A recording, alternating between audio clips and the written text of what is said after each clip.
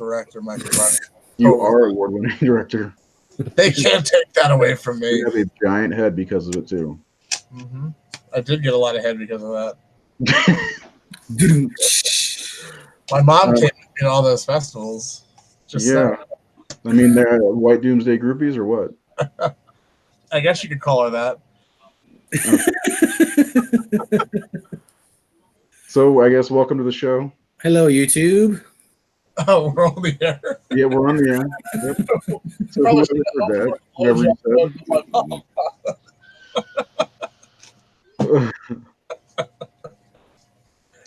Oh my! That's why people love you. This is award-winning director Mike Lombardo. Are we going to get a visit from Lex in a towel? I don't know. I don't know if she's home yet or not. I think she might be getting off work sometime soon, if not already. All right. Well, let's. What? What? We're live on YouTube only tonight, folks. What? Yeah, Brian is hanging brain for his. Jesus. Our other host is doing the full Monty the play. So yeah. It's legit. He's dropping his pants. I'm just gonna talk to everybody tonight. People in the room and you guys, and he's gonna go full Monty himself. Yeah, I mean, she can say hi if she wants to. I'm Jared. Hello. Howdy. Hi. She's a long-time listener, first time on. She follows the page. She does the voting and stuff. It's awesome. Well, put her on screen. Have her. Do you want to be on screen? Do you want to be on screen? No. Not tonight. You don't look like shit. No. I just got back from a pizza shop shift, and I got man ponds up my nose. It doesn't get any better than this. Man ponds up your nose? Yep. And I mean, I'm just me, so. That is a thing. That is a thing. So Jared wanted to talk about a year of movies. I picked 1986 because I just threw one out there. And then Mike wants to talk about movies he has no idea, movies that he has no idea what they are, and wants people to guess what they are. So, yeah, it's gonna be a game called "Help Me." Is it called "Help Me"? Help Mike Lombardo rein in his craziness. Help me. Well, so the reason I thought of this was because when I was a youngin', I had seen a movie where all I remembered, it was on Monster Vision. We were talking about Monster Vision and Joe Bob Briggs before the show started. So to jog my memory, I saw a movie on Monster Vision where a guy was standing in a hallway and a floating machete cut his head off. Or I'm sorry, not a floating machete. He fell off a ladder and then like a blade turned itself like this and it cut his head off. And I couldn't figure out what the hell movie it was. And literally, it bothered me for over a decade, right? And then I was in high school, and I saw a movie called Cameron's Closet on DVD, and I'm like, oh, this is that Monster in the Closet movie. I always wanted to see this, and I'm like, you know what? I wonder if I can rent it. I don't feel like spending $20 on it for DVD. So I went to the video store, and I rented the VHS, and that fucking scene is from that movie. It's the dad is in this closet, and he's like on a stool or something, and then the monster, the little girl, whoever is, the psychic powers, makes a machete like float up in the air, and as he falls, it like lops his head off. So for some reason, I thought that it was like him painting the ceiling, and he fell off the ladder, and I think I had it mixed up with The Omen, the glass scene. Oh yeah. So I combined those two in my head, but then I like freaked out. I'm like, oh my god, it was Cameron's Closet. That's what that movie was. I've never even heard of that movie. I have not either. I was just looking it up. It's about a little girl or a little boy, I can't remember, and they have this imaginary like creature that lives in the closet, and then it becomes real, and like anyone that pisses them off gets killed by this thing in the closet with like glowing eyes. It's not a great movie, but it's a thing. Yeah, a police detective's mind is linked with a boy's, which is linked with a killer demon. Ooh. It's worth a watch if you want to see that. The demon's got a huge fucking mouth. There's a picture on here where his mouth is like freaking like half foot wide open. But yeah, so that always like blew my mind that I finally found that out. And then shortly after, I was probably I was in high school, so whatever year 28 Days Later came out. 2002. 2002. So I was a sophomore in high school, Ish. and we wanted to go see that movie, and none of us drove, so we called a cab to get to the movie theater opening night. What's and a cab? An entire bus, like a fucking like a transit bus, like that they use for like old folks' homes to like transport them all. And the red, we're here. We live in Lancaster, so it's Red Rose is the name of everything. That's like the old name of the town. So it's Red Rose Transit. They sent this whole bus, and it was just me, my buddy John, and then the driver, and this crazy-looking homeless guy. And I was like, okay, this is interesting. That sounds like an adventure. It was quite an adventure, right? So you always have homeless people in your stories. It seems like. Well, that's why I love Street Trash and Shut so much. They're my people are God's people, right? So anyway, so the driver was this very, very large, probably this 300-pound black woman who was like super sassy and wonderful. And she's like, "What y'all going to see?" Because we were going to the movie theater, and I told her 28 Days Later. She's like, "Oh, that's one of them zombie movies." And she's going on and on about zombie movies, and then she starts talking about she saw this movie when she was a kid, and it scared the shit out of her, and she couldn't remember what the hell it was. All she remembered was there was a big stick in the ground, and then this thing bit someone's head off, and then I forget the other thing that she said something about a church. And she's like, I could never find out what movie it was, and it's bothered me for like 20 years, and I said Rawhead Rex, and she literally hit the brakes on the bus. And she's like, oh my God, that's it! And she starts freaking the fuck out. Amazing. You connected with her that night. My buddy's like, how the hell did you even guess that? Like, it was the vaguest description ever. So I started telling her about Rawhead Rex and the short story by Clive Barker, and she's like freaking the fuck out. She turned the meter off. She's like, y'all ain't paying for this one. That's funny. An amazing We story. ended up BSing about horror movies like for the 20 minutes it took us to get to the movie theater, and she was awesome. Happy. And the homeless guy starts like piping in with some random stuff, and she said, not to worry, that's just Jesus. And she's like, he thinks he's Jesus. He's on this route all the time. It's like, all right, well, this is like obviously the fucking party bus. So I felt like that was my Cameron's Closet moment with another person, and it felt so good to help them. And to this day, I still get people that they'll do that. They're like, I saw this movie once, and they'll give me like 2 like random snippets, and I think I'm batting like 60 to 70% on getting good answers, and then they go and track down the movie. So I'm gonna give the audience a chance to do this for me. And Jared already got like 2 or 3 of them out of the way, because we were talking about Beastmaster, and I was like, is that the movie where there's these giant bat monsters that like wrap you up and you turn into a skeleton? That's definitely Beastmaster. And then they're like people crawling through a vent, and they're looking down in like a temple, and there's people like strapped down, and they're getting like leeches put in their ear or something. They turn into monsters. That was also Beastmaster. So something I can cross off the list. But so the last one I have, and now my soul can rest, is I have this distinct image of some kind of monster with like a fucking horn. I don't know if it was a unicorn horn or some kind of horn, and it gets ripped off. And Jared said it was Legend, but I don't know that it was Legend. This was pretty gory. But then there was like, I don't know, it opened its mouth or something, and there was like this like webbed like skin, like webbed tissue, and it was glowing red, and if you like touched it, it like burned you or something. So I don't know what the hell that's from. If anyone out there in YouTube land knows what the fuck I'm talking about, That sounds very familiar, but I can't place it. Yeah, it was like a big demon thing. It was definitely like in a temple or something. It was definitely like sword and sorcery. But I don't think it was Legend, because isn't Legend, like I said in the chat, isn't Legend like a kid movie? Like, I don't remember it being violent, and this was pretty gory. And like, I think ripping the horn off is how they killed it. And then there was another thing that I remember, and I'm starting to think this may have just been a mixture of the Temple of Doom and Nightmare on Elm Street, like 4, where there was like a treasure chest with little faces all over it, and they're screaming. And then they open it, it's like filled with blood, and there's a heart in it or something. That was the other.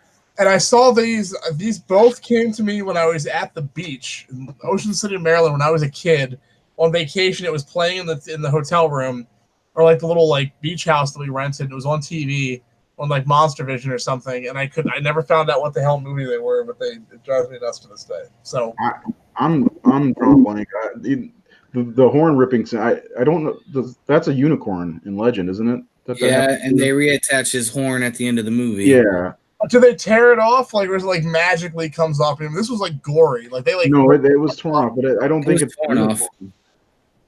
I remember something, but I can't place it. Like a Harryhausen movie or something. Like. Then there was like that Jason the Argonaut or something like that. I mean, it wasn't that or Clash of the Titans or Sinbad, because I've seen those movies. I own those, and I know it's not them. But the thing with like the creature opening up its chest or something, there's like just like webbed skin that like it burns you if you touch it. That could be a different movie. That might not be the same movie. Yeah, maybe pushing two movies together. Yes, I mean, I do that. You know, when you're a kid, you know, you mix shit together in your head all the time. But anyway, and then the treasure chest thing with the heart and the faces. I'm thinking that might be the chest of souls on Freddy Krueger, and then he's got all the Doom with the heart. It might be, but they, for some reason, those images are linked together in my head. The souls of my children. Yeah, I don't know. It almost reminds me of like the thing at the end of Big Trouble in Little China, like that little like fucking weird kabuki face snake thing. It almost the faces almost reminded me of that or something. So maybe I got that mixed in there too. I don't fucking know. But anyway, that was the inaugural round of help me figure out what the fuck these movies are. Yeah, but that's probably going to be the only round because you're better at this than we are. But Jared was able to help me solve the riddle that was TerrorVision. It could come up twice now today. Which is also from 1986. But I didn't see till 1990. But still, gave me nightmares. Didn't watch it again until I bought the Scream Factory Blu-ray. Holy tomatoes. That's so weird. Mike, or do you not like that movie? TerrorVision. I love TerrorVision. Do you? Oh my god, yeah. TerrorVision's fucking wonderful. Oh my god, yeah. This dude is taking care of business. So fucking weird. Yeah, I love it. I love it. What did Chopping Mall come out in '86? Yes, and so did Rawhead Rex. Liberty Chopping Mall. Oh man, where the fuck is Chopping Mall? Where the fuck is Chopping Mall? I don't even know. I was gonna look for TerrorVision because I'd like to watch that soon. I love that movie. Yeah, because when we discussed possibly talking about 1986, like Rawhead Rex, Chopping Mall, April Fool's Day. April Fool's Day. That movie. I hate that movie. You don't like it? No, what a cop-out ending that was. It didn't make any damn sense. It's because it's like, oh, it's April Fool's Day. It was a joke. Like, they have the main character, they're like, oh, we tricked you. It's like, yeah, except all these people died alone. So that was for the audience, not the main character. I was like, what the hell bullshit is this? I actually thought that was an underrated slasher film. Like, I thought it was like... I haven't seen it in years, but I remember somebody falling off of a boat and then like they like crushed their head in the dock and they got like a splinter through the eye. I think it was 1980. Yeah, 1980.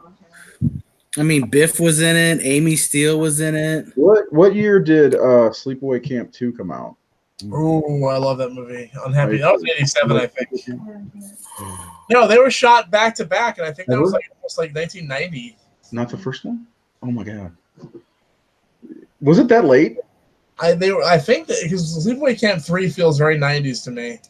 I think it was like 89. I would say, yeah, no, it was 88, 89. Yeah, they shot them back to back. Okay, no spoilers. She hasn't seen Sleepaway Camp. Okay, well, you need to start making a list for it. Great. You got what, water ears? I said I can plug my ears. She can plug her ears. What else came out in '86? I mean, Jason Lives, of course. Anything else? I don't even know. 1986 and horror. Aliens came out in '86. What's it? Aliens. Oh, Aliens, yeah. That's not a horror movie. Come on. Yeah, I don't like that movie. What? No. Well, you love that movie, Mike. I love Aliens more than life itself. That movie is I like it too, but I don't think it was a horror movie. Alien is definitely a horror movie. I mean, it's a horror movie, but it's an action horror movie. Okay, so 1986 gave us The From Fly, Beyond. From Beyond. The Fly. From Beyond. Night of the Creeps, Night of the Creep. Yeah, Maximum yeah, Overdrive. Critters, Critters. Yep. Critters is good. Texas Chainsaw 2. Oh, yeah. Maximum Overdrive. You know, Lex Quinn's never seen Texas Chainsaw Massacre 2. Get the fuck out of here. I was like, I thought she was fucking with me. I'm like, we've dated for how long and you haven't seen Texas You Chainsaw take her and you put that movie on for Brian's uncle's in it. Yeah, Lefty. Lefty. Have you seen that one? Texas Chainsaw 2. Oh, come on. Lefty. Oh, that's right. Lefty and right. I forgot. Henry, Portrait of the Serial Killer. That's an I excellent. didn't like that movie. I fucking adore that movie. That's a good movie. I don't know, man. Like, it was Joe Bob did it. That's not a movie you watch on fucking TV with interruptions. That movie is like.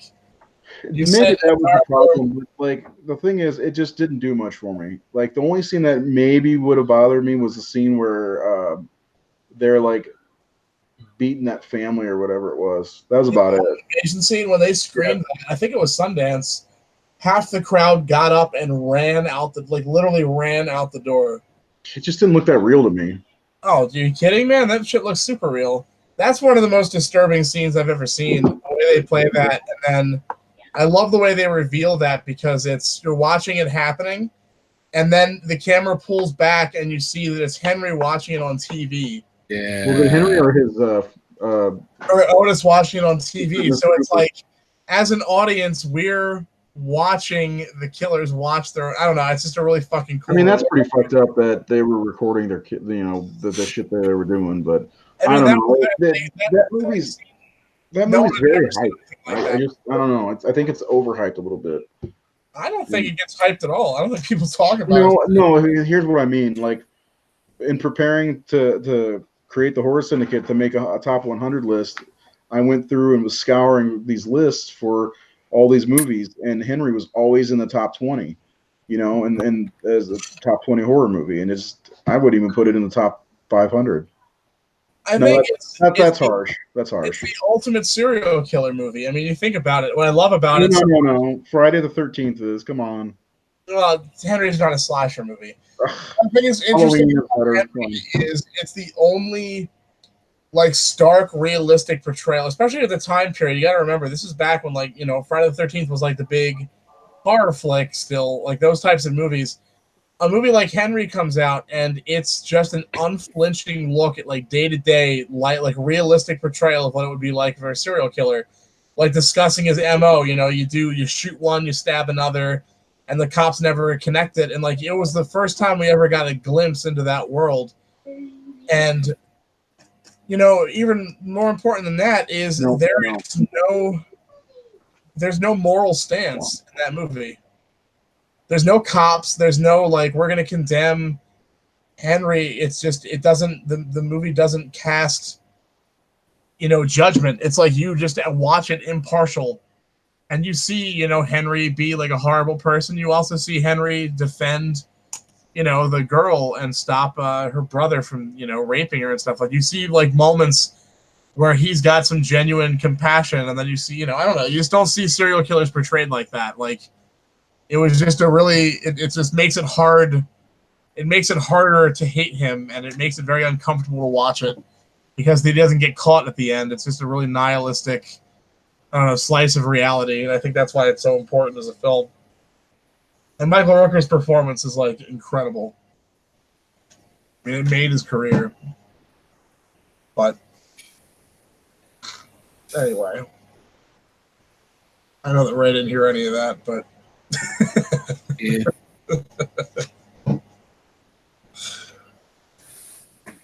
So, next on the agenda. Sorry, I was dealing with my daughter. That's all right. She's a pain in my butt, I swear.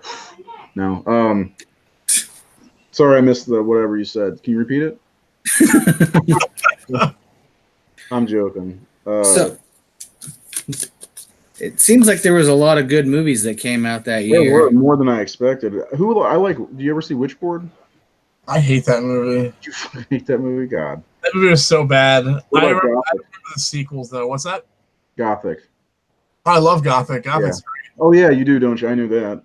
Because you recently got the Blu-ray, didn't you? The Blu-ray. Yeah, I don't think I fully appreciated Gothic until I got the Blu-ray and watched the extras. And I'm like, okay, because that movie's really hard to digest. Like, maybe I'll get that.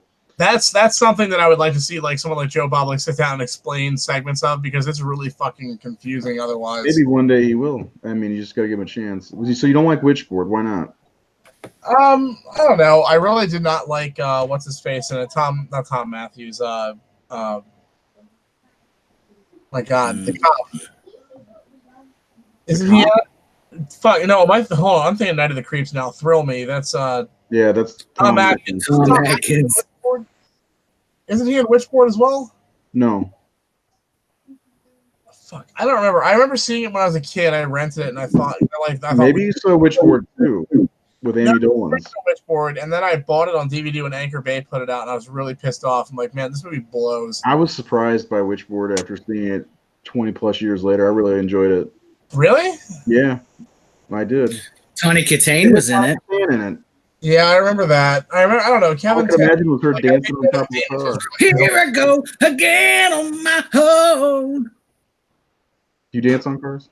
No. Yeah. I can sometimes. I'll dance on my Toyota. Will you dance on your Toyota? Yeah. Oh, The Wraith came out. That's not a horror movie, but Charlie Sheen.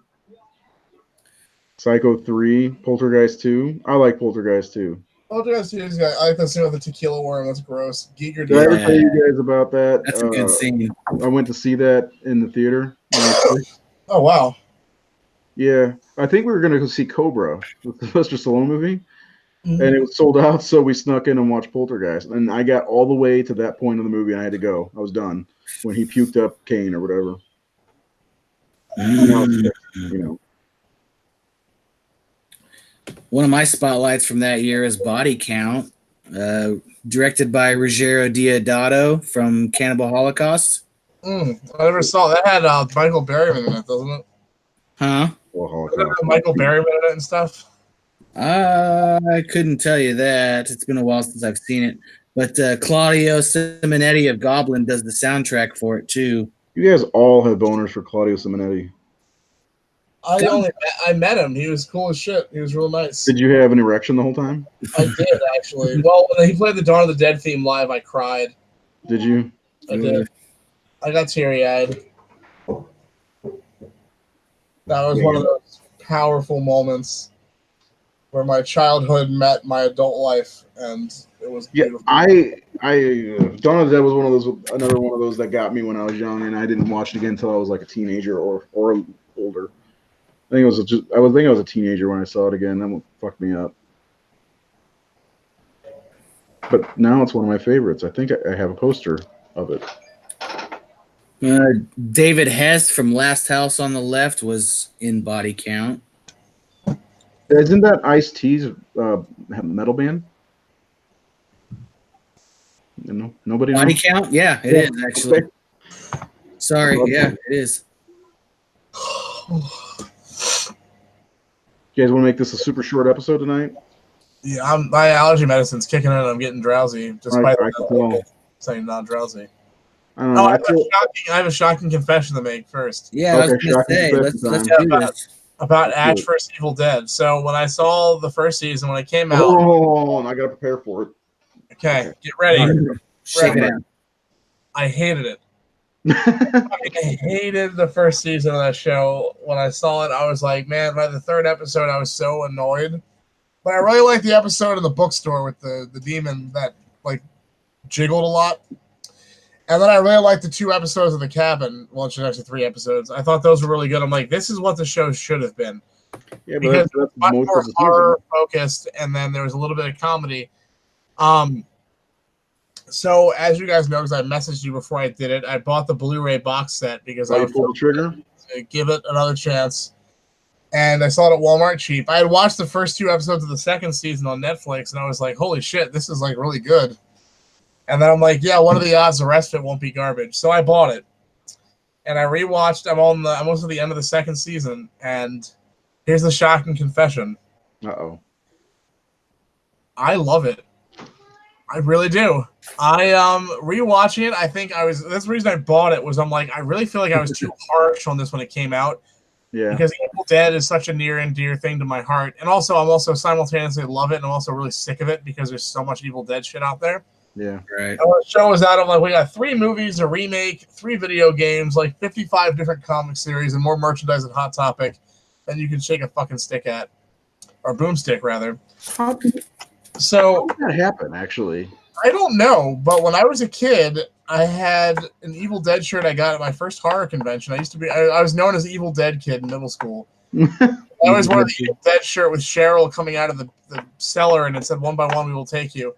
And cool. I got so much shit for that. And then I had an Army of Darkness shirt I bought. And this kid at school's like, "Oh, I love Army of Darkness." And I'm like, "Oh, really? What's your favorite part?" And he's like, "Part." He thought it was a band. Oh.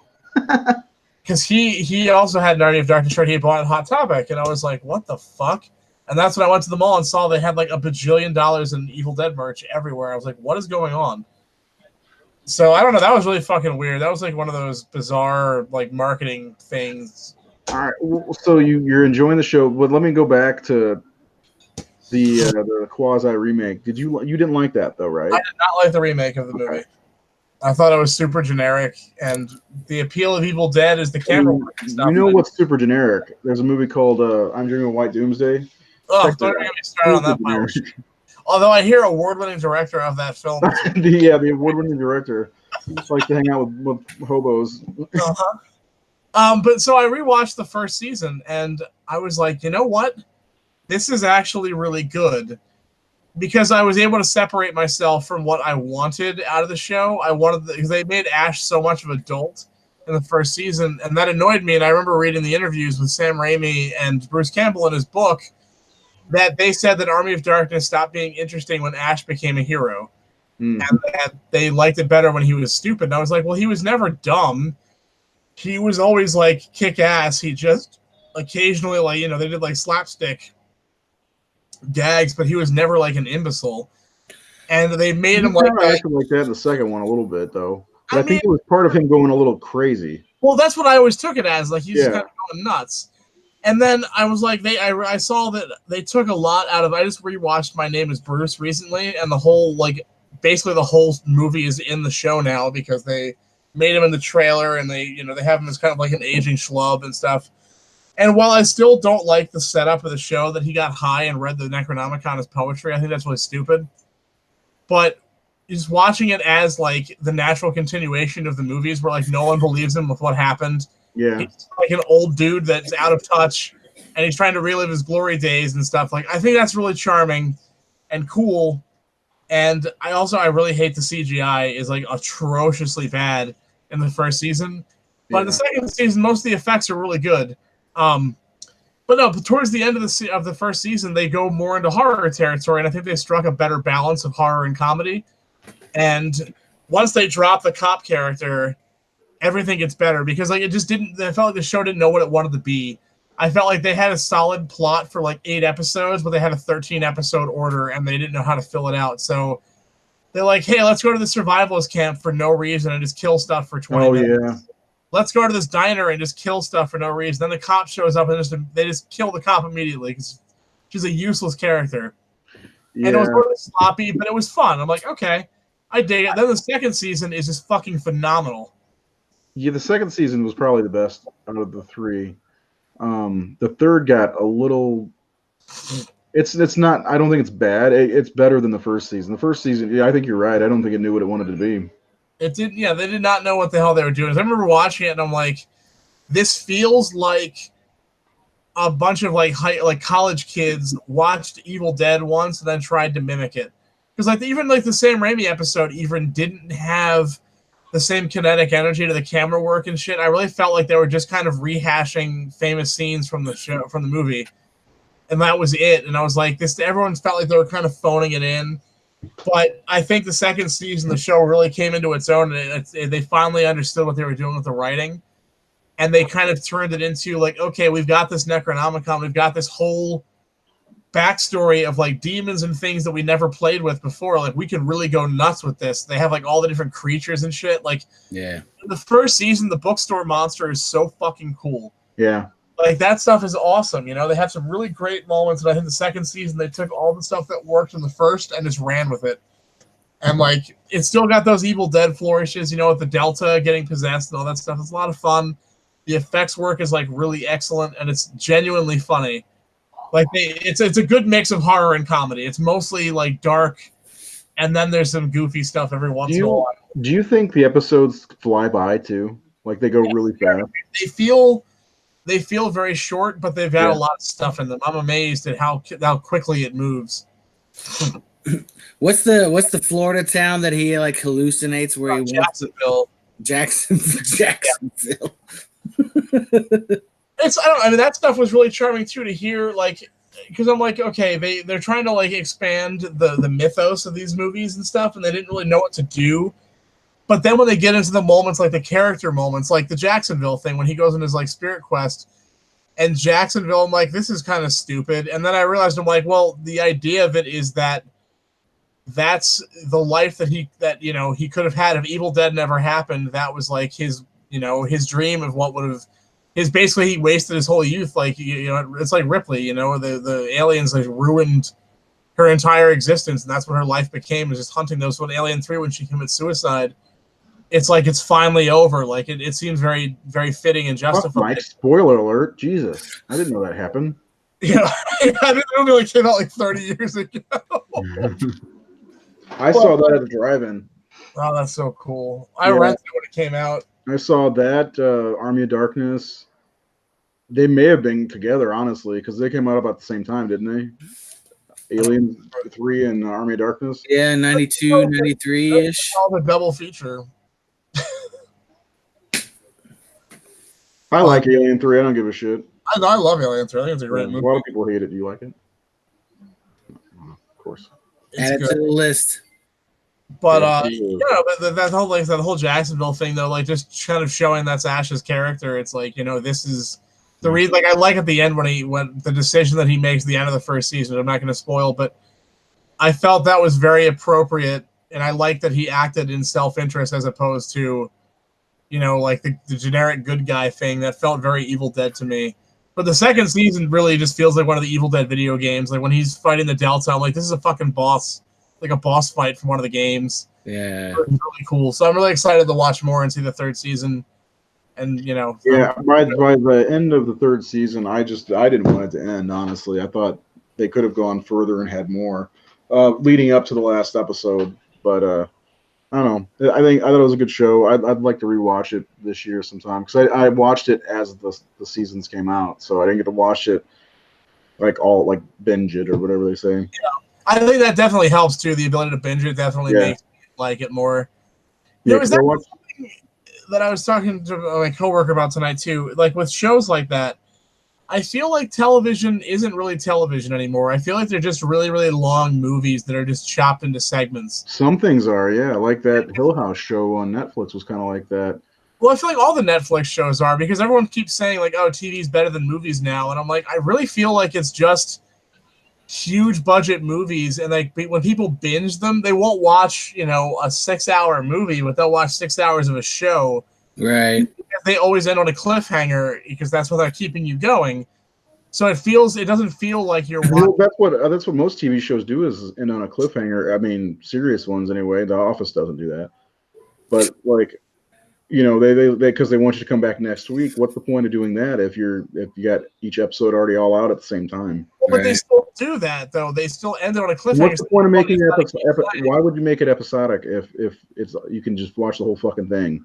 Well, that's my question, because I think that the attention span, they compartmentalize it so you can actually feel like, oh, I can stop for a minute. And no, that's a great point. Yeah, I was gonna say, because you can have a stopping point and pick it back up rather than have to like pause the movie in the middle somewhere. And yeah, well, it is. I think it really is just a matter of personal perception, because you don't feel like you're watching. You can sit for 10. It's like, oh my god, 10 hours have gone by. I just watched this entire series. But you wouldn't watch that. I can't sit and watch a movie all the way through without getting up now. Yeah, I don't think I can. I was gonna say, I don't think I've marathoned an entire like series, like even 3 or 4 movies in years.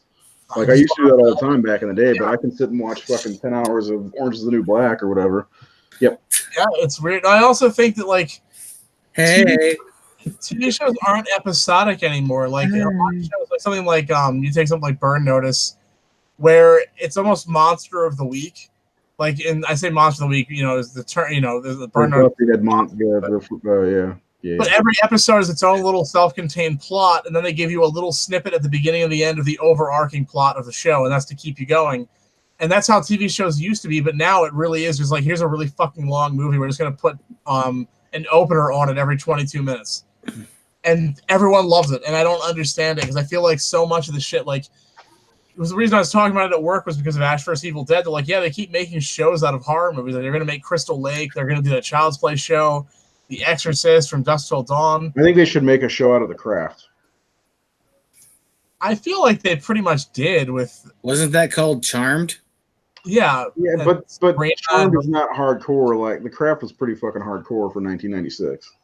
Yeah. I watched it last night, and I was thinking to myself, I could enjoy 13 episode season of these girls. Isn't that what that new Sabrina show is, though? I haven't watched that, so I don't know. It's interesting. My wife likes it. I watched the first episode and I was into it, but I got sidetracked because I think it was October, and October, is busy season for the Horror Syndicate.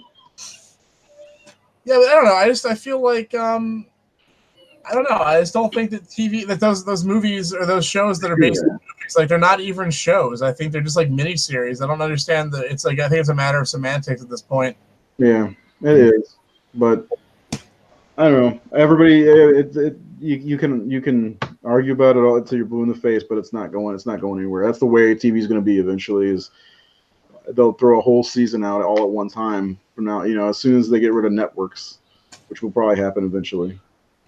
Yeah, well, I think everything's just a serialized drama. That's what it is. It's serialized stories. That's my life, son. But I just thought that was interesting, because I'm like, when they said they're going to make an Evil Dead show, I'm like, how the hell are you going to make a show out of Evil Dead? Well, that it's was like my reaction as well. Evil Dead 4, it's just 20 hours long. I was really hoping it'd be Evil Dead, but it'd actually be an antique store, and everything was cursed in the antique store. Yeah. That's what they should have done for the Jason show they were going to make. Like Friday the 13th, the series? Yeah, it would be great, a bunch of cursed antiques. All right. We're gonna wrap this up. 13 kind of borrowed from, I think. We're gonna wrap this up because I got other things to do. They're remaking The Craft. Yeah, I heard that. They're remaking The Craft. Blah. You're bringing a tear to Mike's eye. I'm not a fan, so you're bringing a tear. I know you're not a fan. I you know what? I bet you. We're gonna play another game next week. Okay. I want to pick out 10 movies. Okay, and I'm gonna bet which ones you don't like out of the 10 and which ones you like, and see how close I come. Oh no, yeah, I want to get on this too. Yeah, you want to? Let's pick out some movies together. Let's do it. Let's do it. Let's say, but you got to be honest. You can't be like, no, I don't like that movie. Be honest. I know you. I saw you behind McDonald's that one day. It's always becoming a thing where, like, there's movies that we think you wouldn't like, but you do, and vice versa. Yeah, sometimes I'm super surprised, but a lot of times I'm like, oh, I know Mike doesn't like The Craft. What are you watching? What are you watching? Evil Dead. Oh.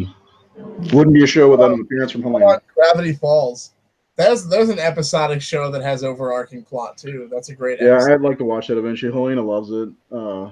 She's more into Star. What is it called? Yeah, I'm right, Jared. The Forces of Evil. It's a fun show. It is to end that. They canceled it, I think. Yeah, it's ending this season.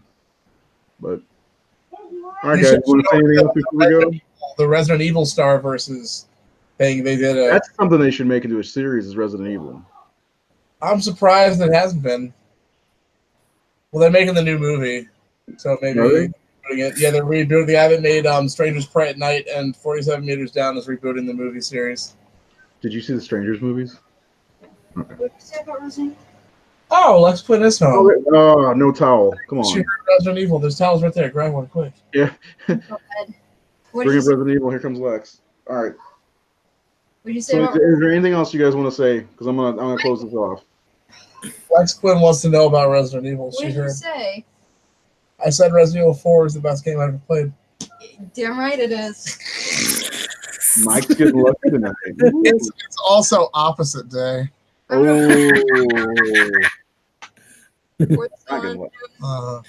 What is that? Word on his head. From, you can't do that on television. Yeah, if you say water or If I you don't say know. what, they dump slime on you, I think. And now we introduce the introduction to the opposites.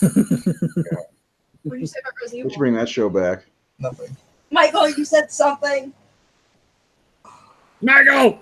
I heard a woman's voice. That was me.